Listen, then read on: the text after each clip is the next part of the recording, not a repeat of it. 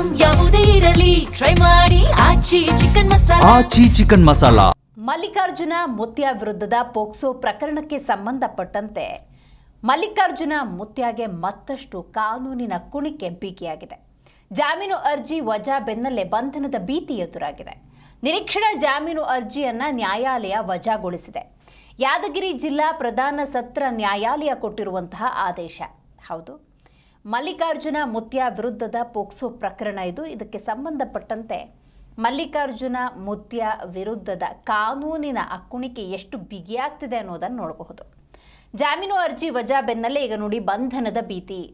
ನಿರೀಕ್ಷಣಾ ಜಾಮೀನು ಅರ್ಜಿ ವಜಾಗೊಳಿಸಿದೆ ಈಗಾಗಲೇ ನ್ಯಾಯಾಲಯ. ಹಾಗಾಗಿ ಮುಂದೆ ಬಂಧನಕ್ಕೂ ಕೂಡ ಒಳಪಡಿಸಬಹುದು ಅಂತ ಹೇಳಲಾಗ್ತಾ ಇದೆ.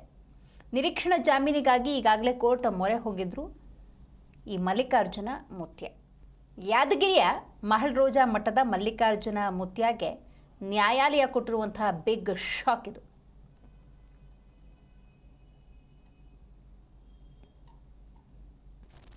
ಯಾಕಂದರೆ ಮಲ್ಲಿಕಾರ್ಜುನ ಮುತ್ಯ ನಡೆದುಕೊಳ್ತಿರುವಂಥ ರೀತಿ ನೀತಿಗೆ ಸಂಬಂಧಪಟ್ಟಂತೆ ಒಂದಷ್ಟು ಆಕ್ಷೇಪ ವ್ಯಕ್ತವಾಗಿದೆ. ನೋಡಿ, ಆ ದೃಶ್ಯದಲ್ಲಿ ನೀವು ಗಮನಿಸಬಹುದು, ಪುಟ್ಟ ಪುಟ್ಟ ಮಕ್ಕಳ ಜೊತೆಗೆ ಆತ ನಡೆದುಕೊಳ್ತಿರುವಂತಹ ರೀತಿ. ಇಲ್ಲಿ ಪೋಷಕರ ಹೇಳಿಕೆ, ಆ ಬಾಲಕಿಯ ಹೇಳಿಕೆ ಇದೆಲ್ಲವೂ ಕೂಡ ಬಹಳ ಮುಖ್ಯ ಆಗುತ್ತೆ. ಈಗ ಈ ಪರ್ಟಿಕ್ಯುಲರ್ ದೃಶ್ಯಾವಳಿಗೆ ಸಂಬಂಧಪಟ್ಟಂತೆ ನಾವು ನೋಡೋದಾದರೆ ಆ ಬಾಲಕಿಯ ಪೋಷಕರೇ ಇದನ್ನು ರೆಕಾರ್ಡ್ ಮಾಡಿದ್ದಾರೆ.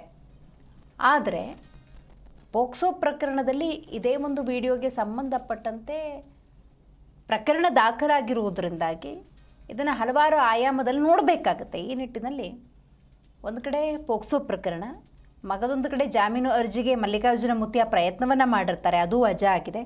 ಈಗ ಮತ್ತೊಂದು ಕಡೆ ನೀವು ಗಮನಿಸಬಹುದು ಬಂಧನದ ಭೀತಿ, ಬಂಧನಕ್ಕೂ ಕೂಡ ಒಳಪಡಿಸಬಹುದು ಅಂತ ಹೇಳಲಾಗ್ತಾ ಇದೆ.